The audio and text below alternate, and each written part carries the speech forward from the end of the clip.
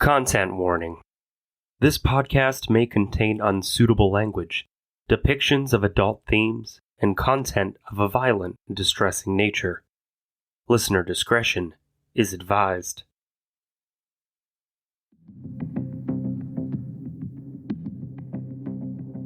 This is Crime Trials, Episode 5, a show that focuses on the stories behind the crimes as they work their way through the criminal justice system, from tragedy to verdict.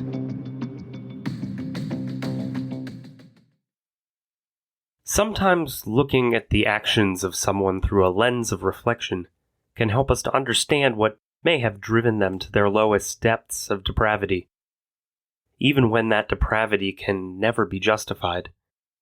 With the benefit of hindsight, we can all agree March of 2020 was a scary time for us all. The world was shutting down, and there was so much unknown about the impending global pandemic. It was a frightening time, even under the most ideal of circumstances. For Michelle Boat of Pella, Iowa, her fear and anxiety seemed to be amplified. On March 12, 2020, she had just finished her shift at the hospital, where she worked in the laundry department. She arrived home at 3:15 in the afternoon to discover her husband of 20 years had gathered his belongings and abandoned her.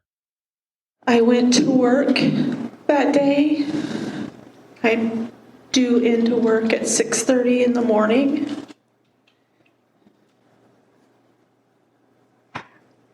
Until 3:15.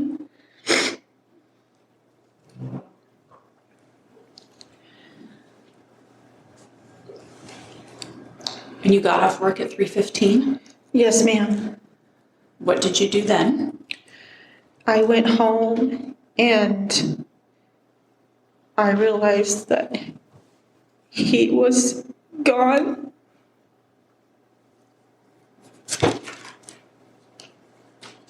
Do you remember what day that was? I believe it was March 12th.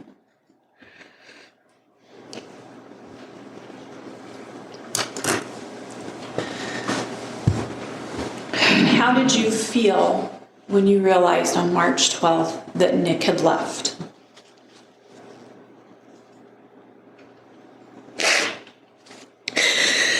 Heartbroken, sad, despondent, devastated, destroyed. Like my whole life had just walked out the door. There weren't going to be any more Thanksgivings or Christmases without him. He was my whole life. Just the month prior, in February 2020, Nick Boat received a friend request from a woman named Tracy Mondabaugh. The request would turn out to have been an error. However, Nick was immediately intrigued by the stranger. As far as Nick was concerned, it was serendipitous. In light of what was to come, others might have a different name for it. In hindsight, it was a fateful mistake that would eventually lead to one woman sinking into the deepest depths of depravity and another losing her life. However, at the time, Nick felt like he was gaining a whole new life. He was enjoying the happy accident of a younger, by a decade, woman landing into his DMs. He felt like a teenager again, and the best part of his day was smiling at his phone and exchanging messages with a stranger who gave him butterflies in his stomach. A stranger who lived just 45 minutes away in Ottumwa, Iowa. A few weeks later, on March 8, 2020, Nick and Tracy finally met in person, and sparks flew. The sparks flew so high, just 3 days after their first meeting, Nick was packing up his things and leaving his wife. He was moving on. What he couldn't have anticipated was his wife's reaction. To Michelle, Nick's infidelity didn't matter. Those kinds of things could be forgiven, especially since she decided Nick was blameless in the matter. Someone else had wooed him away, and the fault clearly landed with the wooer. In fact, all that mattered to Michelle was getting him back, like a lost piece of property, or a puppy who had strayed too far from home and didn't know his way back, just needing to be found. In the days following the separation, Michelle had been drinking heavily, trying to numb her pain. After a few weeks of constant intoxication, Michelle decided she had enough wallowing. She was ready to be proactive in her quest to find her lost man. So she set out to find him and bring him home. Nick Boat worked at Vermeer Manufacturing in Pella, Iowa. A few days after he left, Michelle showed up at his job and demanded he return home immediately. When he refused, she did the next logical thing. She physically attacked him and again demanded he return home. Accordingly, security showed her out and told her if she came back, they would press charges. Next, she called her wayward husband on the phone and told him she wouldn't give up so easily.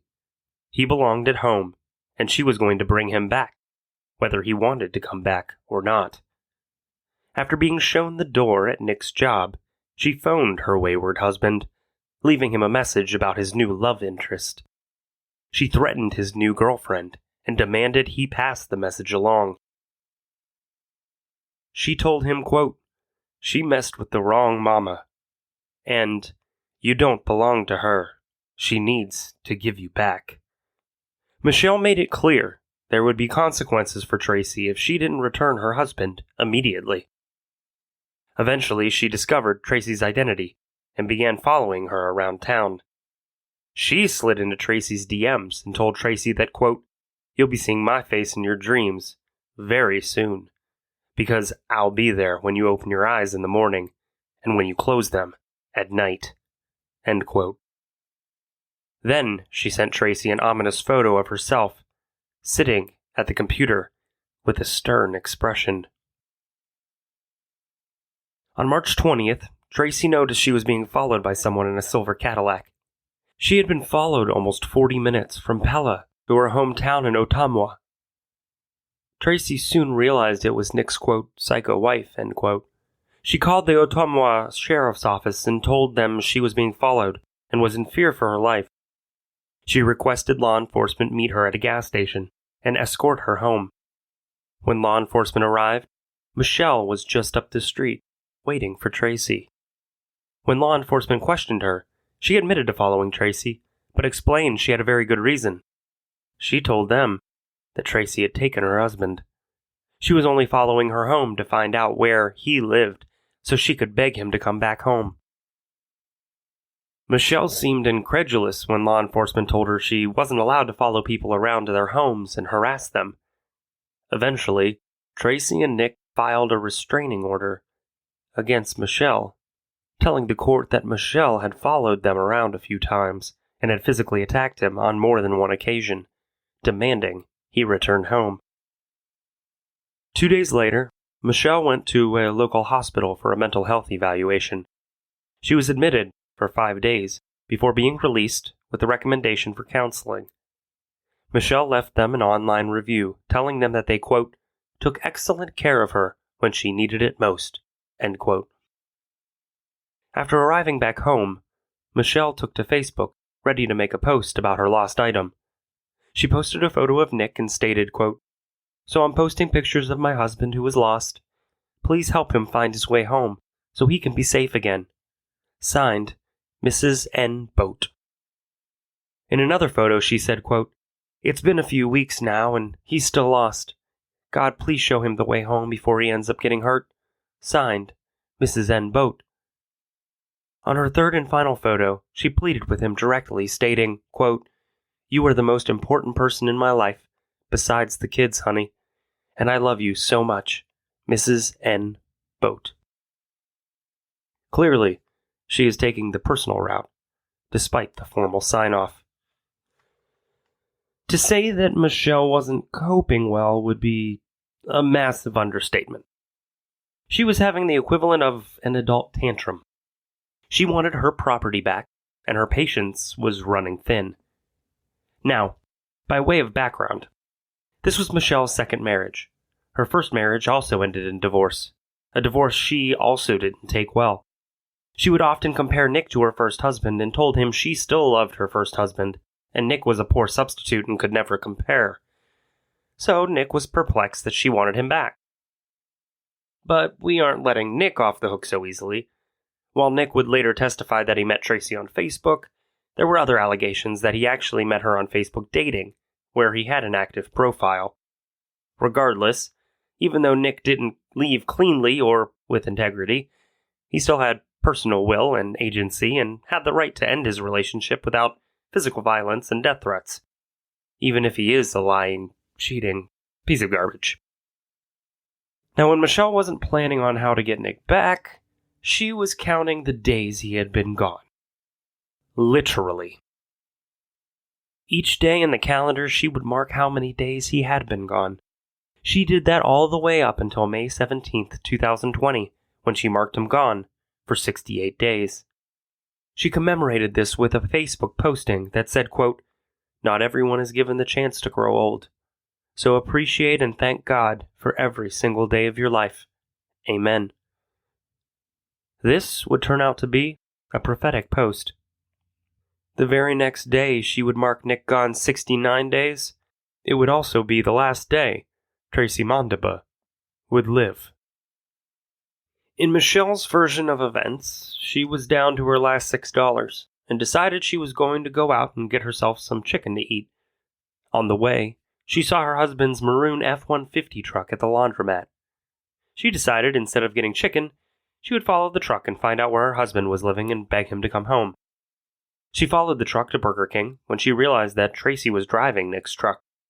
She followed the truck to Vermeer Manufacturing and watched Nick and Tracy having lunch together. What happened to Vermeer? She parked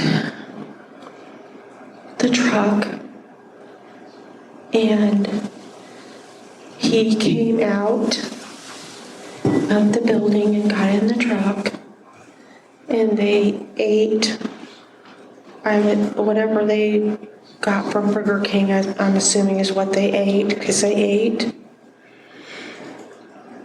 And then he turned to her and he kissed her. And then he kissed her again. After having what would turn out to be her last meal, Tracy drove home to the apartment she was sharing with Nick, never realizing that Michelle was following behind her. To Michelle's surprise, Tracy drove to Glenwood Apartment Complex, where she and Nick had first lived together 24 years earlier. To Michelle, this felt like another humiliating level of betrayal. As Tracy parked, still wearing her seatbelt, she didn't realize that Michelle pulled in next to her, until it was far too late. I got out because I wanted to tell her. I wanted to tell her how much I wanted him back. And I wanted her to leave him.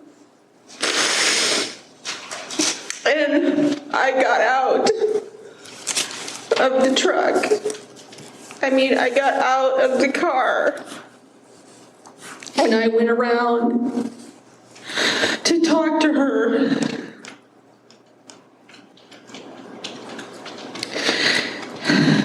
And I opened the truck door, and she started hitting me and screaming at me, calling me a crazy bitch. Was there anything else that you noticed when you opened the door to the truck? Yes, it smelled like smoke. The truck smelled like smoke, and we had purposely quit smoking to buy that truck. That's what the money we used to pay for that truck. Michelle was incensed that the car smelled like smoke. She and Nick had both stopped smoking specifically so they would have the extra money to purchase the truck. She grabbed Tracy's purse and dumped it out on the seat, looking for the cigarettes, convinced it was Tracy smoking in her and Nick's truck. In her version of events, Tracy attacked Michelle. We were She was hitting me and hitting me and hitting me. And I had my hands up. She's yelling at me.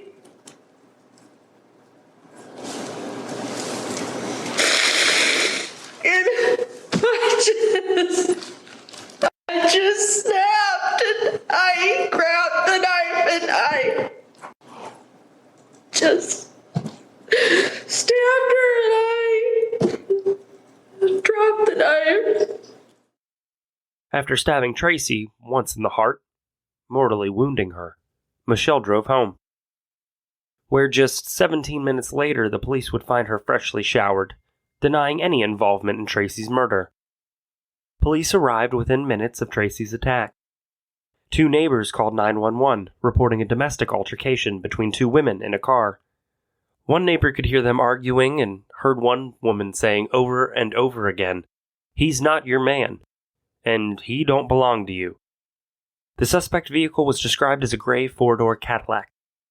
When police ran the plates on Nick's truck, they discovered there was also a gray 4-door Cadillac registered at the same address in Pella on Prairie Road. When police knocked on Michelle's door, she didn't answer right away. The police banged on the door for over 5 minutes. While they were waiting, they noticed the engine of her car was hot, and there was blood, hair, and a necklace belonging to Tracy Mondabaugh on the exterior passenger mirror of the car. Despite Michelle's denials to the contrary, this case was never about who done it or how it was done. According to the prosecution, it wasn't a why done it either. However, according to the defense, the why was very important. The why was because Michelle was in a sheer panic over a global pandemic, and this was a rage killing, a crime of passion killing, a partial self-defense and partial my client is batshit crazy and snapped defense. The only problem with this defense is the clear signs that Michelle hunted down Tracy with the express intention of murdering her. The evidence was damning from the moment the police found Tracy's dead body still seatbelted into Nick Boat's truck. Apparently, during the struggle with Tracy, Michelle lost the tip of a blue latex glove. Yes, Michelle was wearing latex gloves. And she was driving around with a butcher knife in the front seat of her car, along with a hammer, a tire iron, a shovel, and a pair of high-powered binoculars. The only things missing were a tarp and duct tape. The trial of Iowa versus Michelle Boat began on May 3rd, 2021. It began with the prosecutor telling the jury that Michelle Boat was scorned, obsessed, and seething over Tracy Mondabaugh's relationship with her husband. Scorned, obsessed, seething. It's May 18th, 2020, and a woman by the name of Tracy Mondabaugh maneuvers a pickup truck through the drive-thru at the Burger King in Pella, Iowa. She's picking up an evening meal for herself and her boyfriend, a man named Nick Boat. The truck Tracy is driving is Nick's truck. Tracy doesn't know it, but as she squeezes that pickup truck through the narrow drive-through lane, Tracy's being watched. Some might even say hunted. Nearby, her hunter watches through the window of a Cadillac. Her hunter is scorned, obsessed, and seething. And her hunter is prepared, armed, and angry. Very angry. Oblivious, Tracy places her order and drives forward. And when the cashier hands her food in that brown paper bag, little does she know that will be her very last meal. He goes on to tell the jury how Michelle hunted, stalked, and watched her husband and Tracy eat dinner together. He tells the jury that Nick and Tracy's relationship was just 9 weeks old, and they took every opportunity to spend time together. Even if it was just during Nick's dinner break, He told the jury that even though Nick was still married, he was separated from his wife and had moved on with his life.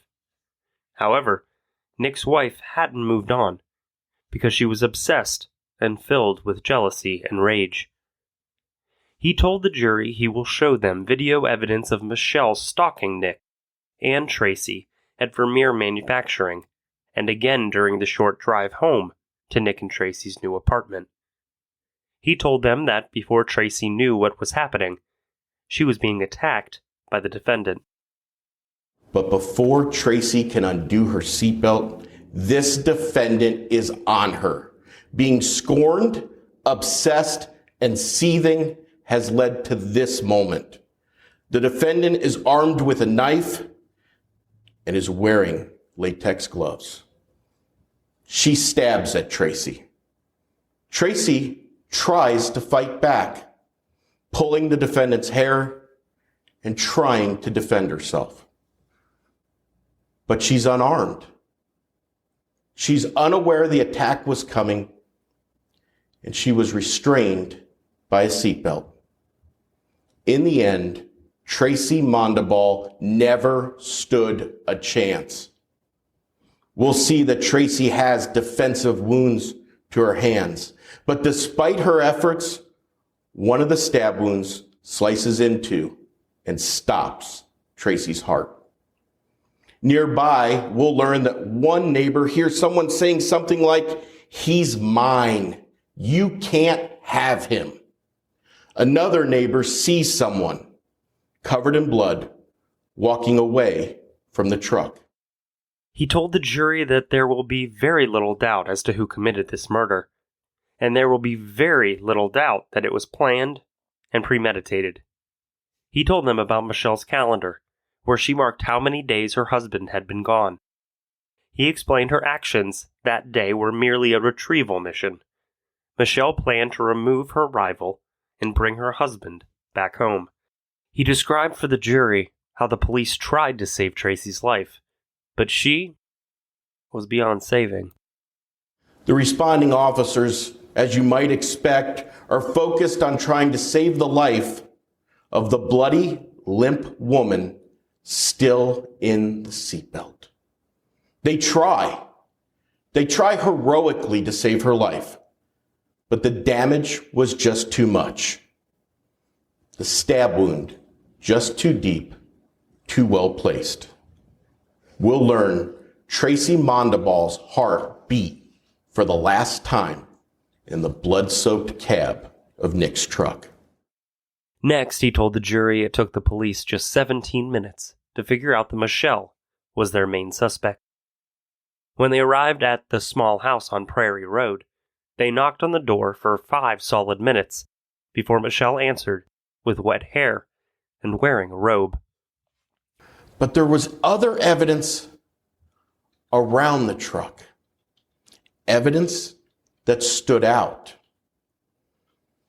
We'll learn that there was a fingertip torn from a blue latex glove, suggesting the killer planned far enough in advance to obtain, bring with, and put on rubber gloves during the attack. This was no spur-of-the-moment murder. This was planned out. In addition, we'll learn that when Tracy fought back, she grabbed the defendant's hair. Hair that law enforcement found in her hand. Hair that the crime team recovered. Hair that the forensic scientists tested. And hair with DNA that matches this defendant. Law enforcement also noticed a running toilet in the bathroom where Michelle had just showered. When they lifted the lid, they found a bloody towel, and wrapped inside of it was one bloody blue latex glove with the fingertip missing. The missing fingertip would later be forensically matched to the latex fingertip at the crime scene. The defense obviously had a harder job with their opening statements. They were also having a hard time communicating with their client, who had some unreasonable expectations of her attorneys. In a pretrial hearing, Michelle complained to the judge about her lawyers, and even wrote a letter to the judge. In that letter, she stated she didn't think it was fair that her attorneys were allowing her husband to testify against her, since he abandoned her and was responsible for this entire mess. She also didn't want the ear and eye witnesses to testify against her, because she believed they could have identified her from TV. To say that Michelle didn't grasp the totality of the evidence against her would be a massive understatement. Regardless, eyewitness identification didn't matter, because her defense wasn't planning on arguing actual innocence, or even going with a full self-defense claim. They were going with a defense strategy that would hopefully mitigate her level of responsibility, based on sudden passion and/or temporary, diminished capacity. In short, they were hoping for mercy, or jury nullification verdict, because their client was so pathetic, needy, and out of touch with reality. Some might call that the "please feel sorry for me" defense. Sometimes that actually works. This would not be one of those times. They began by telling the jury their client was guilty. Then they tried to explain away the evidence that led to premeditation. They leaned into the presence of binoculars and admitted their client was stalking Tracy and Nick. However, conveniently on that day, she wasn't stalking them. On that day, day 69 of Nick being gone, she was just out for some chicken when their paths crossed. It was just a lucky accident. The next piece of evidence was the latex gloves. The defense explained that Michelle was driving around wearing those gloves because of COVID, and in fact, used those same gloves for her job in the hospital laundry department. Finally, they addressed her arsenal of weapons she had with her in the front seat of her car that day, including a tire iron, a pry bar, a hammer, and a shovel. The defense explained that those items were merely for her protection. You see, Michelle was so frightened without her husband to protect her, she had to be prepared to defend herself at a moment's notice, and that included driving around with all of those tools on the front passenger floorboard of her car. We give extra points to the defense for delivering those rationalizations with sincerity and conviction. The prosecution was in an enviable position because they had so much video, eyewitness, and forensic evidence on their side. It only took them 3 days to qualify their witnesses, establish chain of custody, and present their compelling evidence. Their most notable witness was Nick Boat. He accused Michelle of abusing him for 20 years, stalking him and Tracy, and repeatedly violating the no-contact order he had against her. During his testimony, Michelle cried uncontrollably into a tissue. Of note, he said that he met Tracy when she tried to, quote, friend a friend, but she fat-fingered my picture instead. This accidental friending led to them exchanging messages for a few days, when Tracy offered up her phone number. They began speaking over the phone and eventually arranged to meet where they went on a romantic first date of searching for deer antler sheds in a nearby creek. Searching for discarded animal parts sounds absolutely majestic. He said they felt like they were friends forever and really hit it off. He admitted at the time he was living with Michelle and their 2 teenage children. However, the heart wants what the heart wants, and his heart wanted the lady behind the random fat-fingered Facebook friending. He went on to tell the jury that his relationship with Michelle was always abusive, and throughout their 20-year relationship she repeatedly told him he was worthless and she was still in love with her first husband. Anyone else sensing Michelle has a little trouble letting go? Nick told the jury that 3 days after his first date with Tracy, he told Michelle he was in love with someone else, and he was leaving her. Michelle allegedly told him she wouldn't allow him to divorce her, right before she assaulted him, cutting his eye and leaving bruises all over his body. That attack resulted in a no-contact order, which Michelle violated often and repeatedly. He told the jury he didn't understand why Michelle wanted him back because, quote, she never loved me, end quote. And with that, the prosecution rested their case in chief. It's no surprise that the defense put Michelle on the stand. The only way to prove diminished capacity would be through Michelle's direct testimony. It was also their chance to humanize Michelle and allow the jury to feel sorry for her and possibly show her some unwanted mercy. It was also their chance to humanize Michelle and allow the jury to feel sorry for her and possibly show her some unwarranted mercy. Let's face it, the prosecution had a very strong case. Michelle pretty much cried throughout her entire testimony. While she came off delusional, with oversimplified and childlike thinking, she didn't come off sympathetic or remorseful. On direct, she testified about how sad and heartbroken and devastated she was when Nick left her. He callously told her he was in love with another woman. He reminded her that she constantly told him how awful he was, so she shouldn't miss him. She admitted to stalking Nick and Tracy online and in real life. She also admitted to leaving several threatening messages for Tracy if she didn't return her husband to her. However, she was adamant that she had no intention of murdering Tracy that day, despite her arsenal of weapons. She testified that once she saw Nick's truck at the laundromat, she was curious as to who was driving, so she decided against getting chicken and went back to the laundromat. But it was Tracy she saw instead. She watched her load the truck with clean laundry, intending to follow her back home to find out where they were living. Unfortunately, she didn't go home. Instead, Tracy went through the Burger King drive-thru. She waited for Tracy to exit, again hoping to follow her home. Instead, she followed Tracy to Nick's work at Vermeer Manufacturing.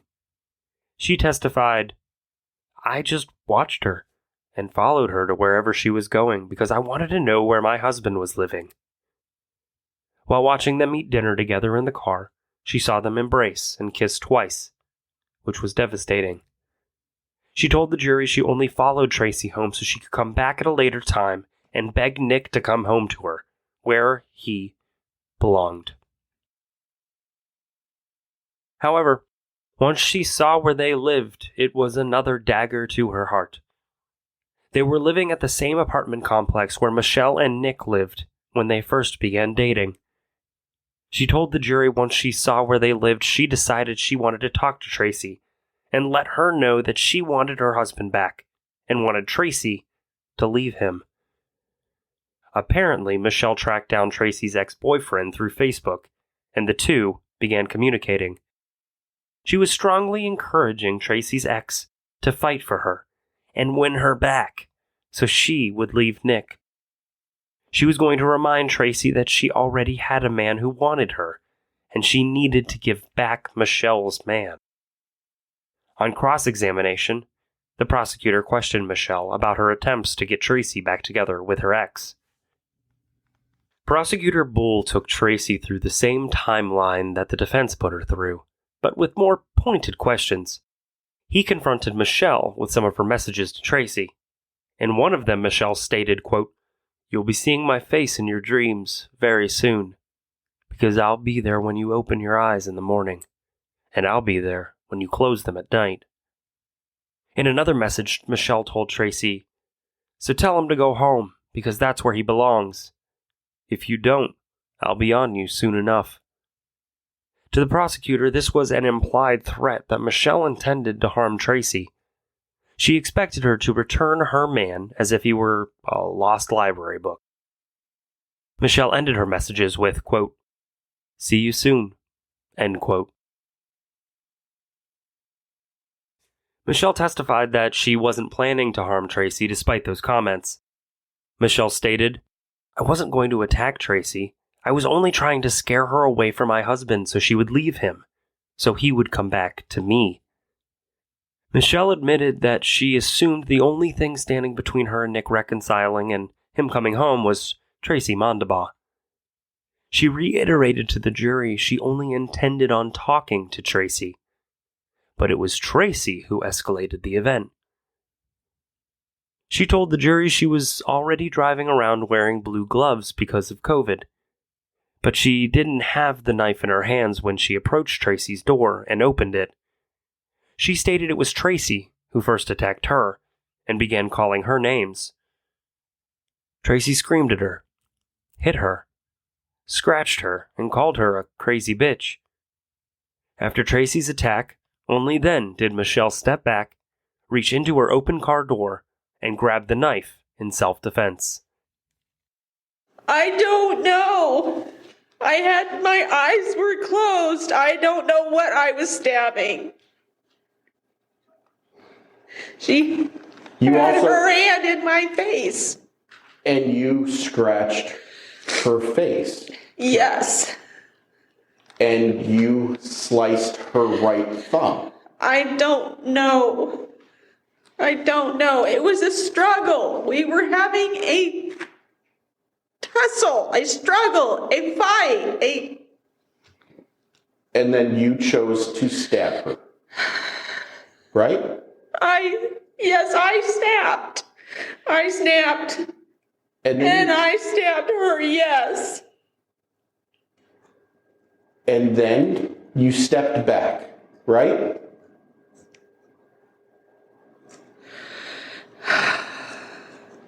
No. You picked up your glasses at that point? No. Well, didn't you tell us on direct you picked up your glasses?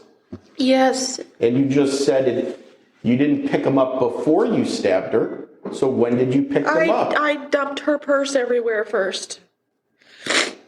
And then you picked up... Because she had cigarettes in her purse.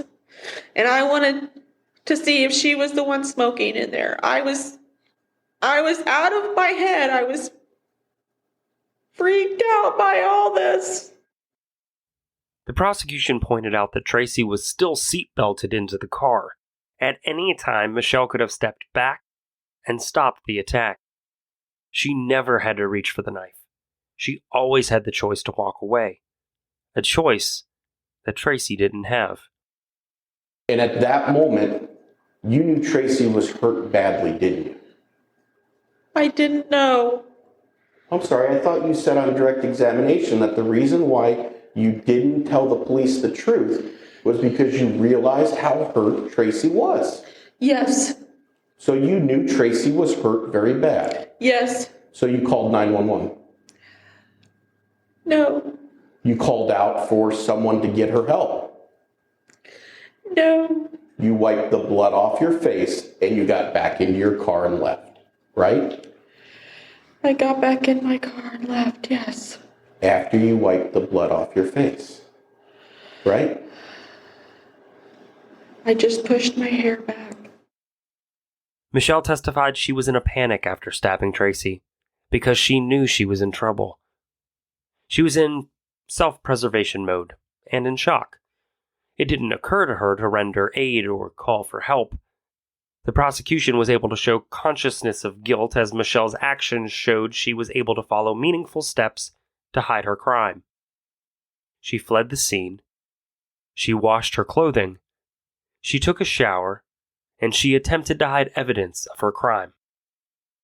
Specifically hiding the bloody towel and latex glove inside the water tank of the toilet. She also had the presence of mind to deny her involvement with the crime when she was questioned by law enforcement. I didn't know what to do. Well, I never been through anything like that in my life.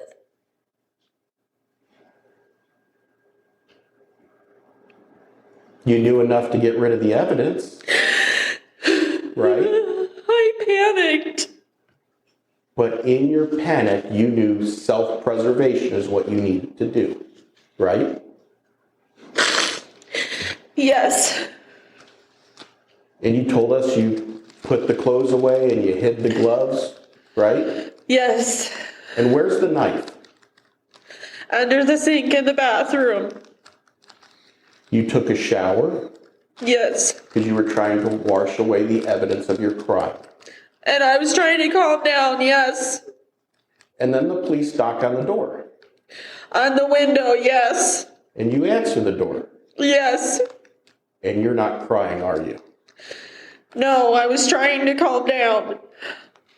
And then you went to the police station. Yes.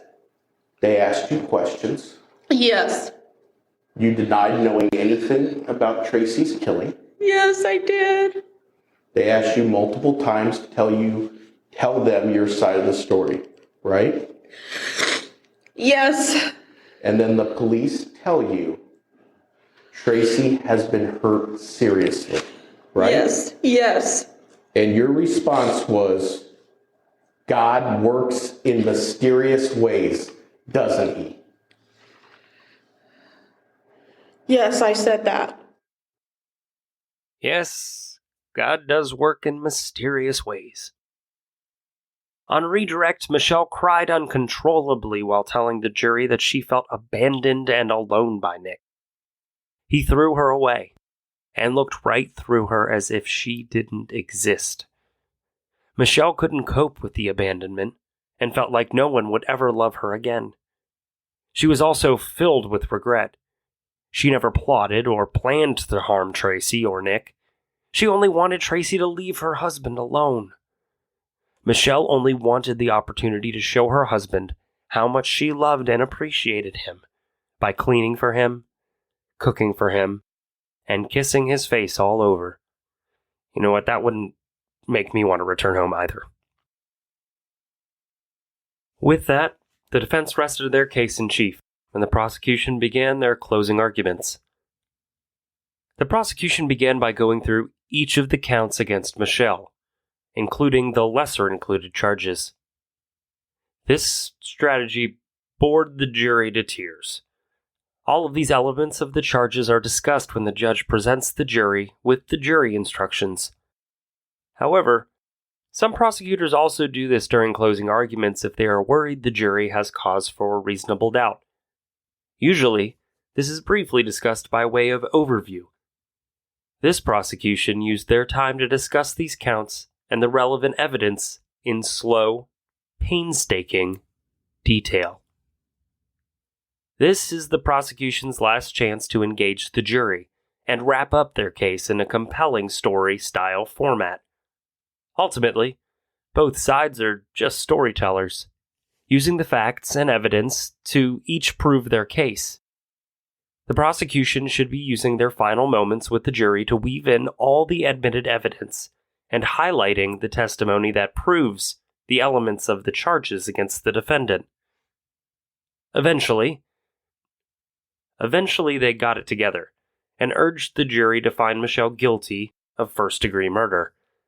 The prosecutor explained to the jury that the evidence showed motive, means, and opportunity. He explained there was more than enough evidence to show this was a planned attack, with plenty of warning by Michelle of her intentions to harm Tracy. They told the jury the motive was simple.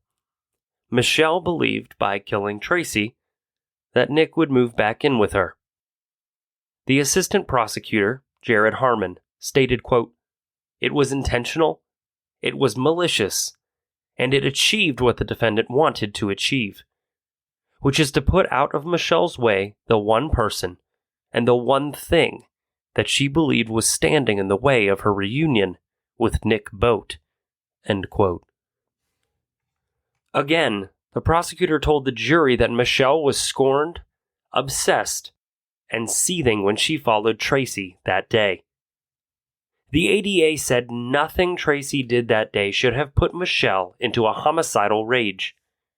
He said the only provoking conduct in this case was by Michelle herself, when she opened the door of Nick's truck and confronted Tracy with a knife. The prosecution summed up the case by stating, Michelle Boat didn't act because of some sudden, irresistible provocation. She was the provocation.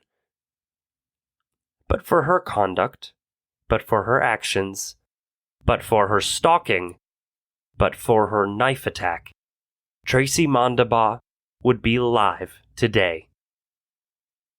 When the defense gave their closing arguments, they told the jury, quote, "I don't want you to sympathize with Mrs. Boat.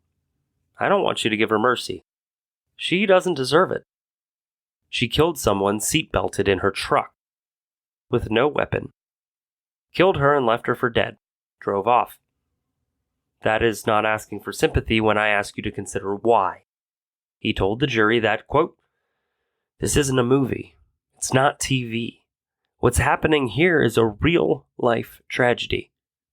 I will tell you that Michelle Boat is responsible. Michelle Boat is the one who had the knife. Michelle Boat is the one who stabbed her. Michelle Boat is the person who killed Tracy Mondabaugh. So far, this is sounding like a better closing statement for the prosecution rather than the defense. Eventually, they got back on track to the defending part of their closing arguments.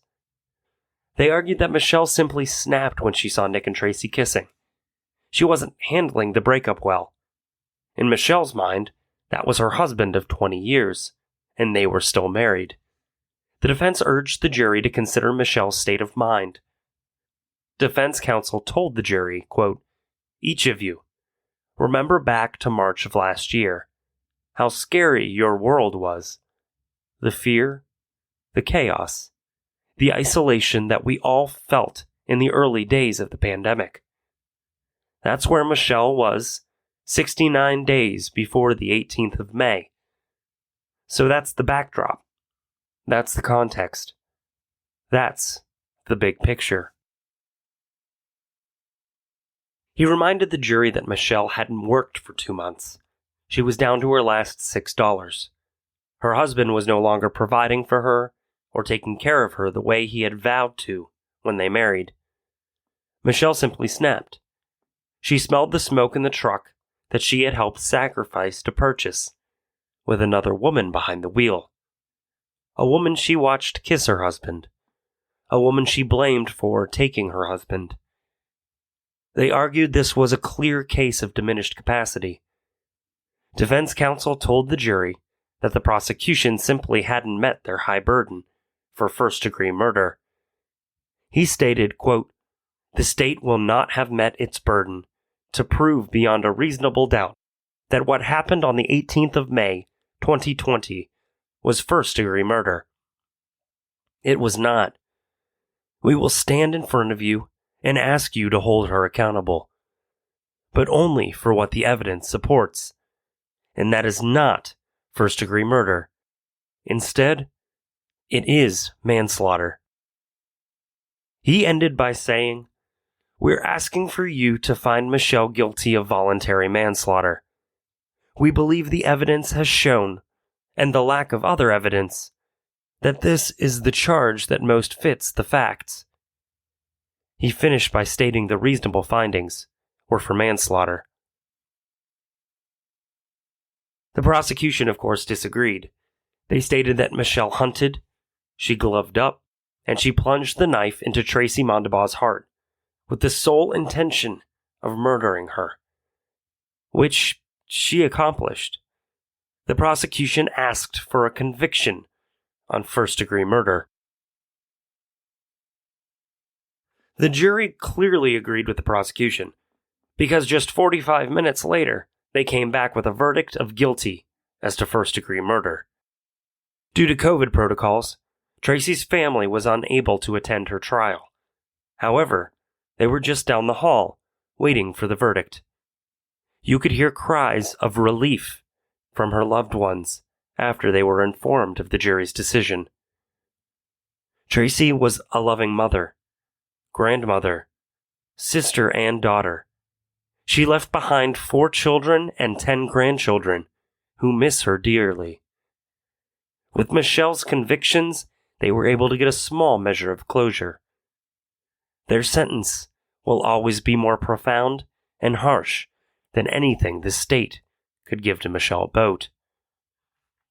In Iowa, the first-degree murder conviction carries a mandatory sentence of life in prison without the possibility of parole. This is exactly the sentence that Michelle received.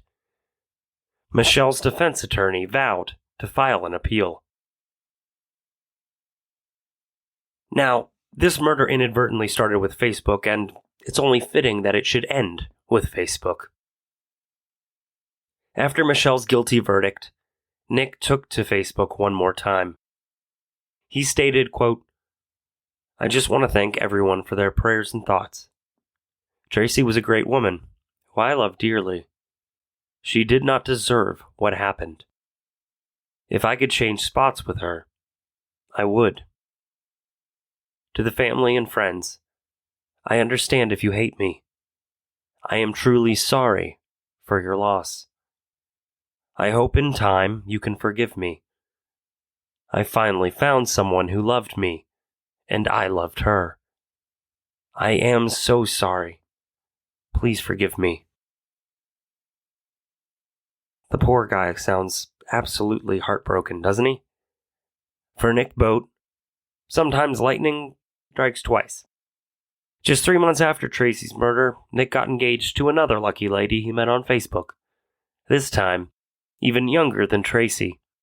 Ain't love grand? Thank you for listening to this episode of Crime Trials. If you are interested in supporting our show, please recommend our podcast to a friend or post about us on your social media page. Any social media interaction helps other listeners to find us.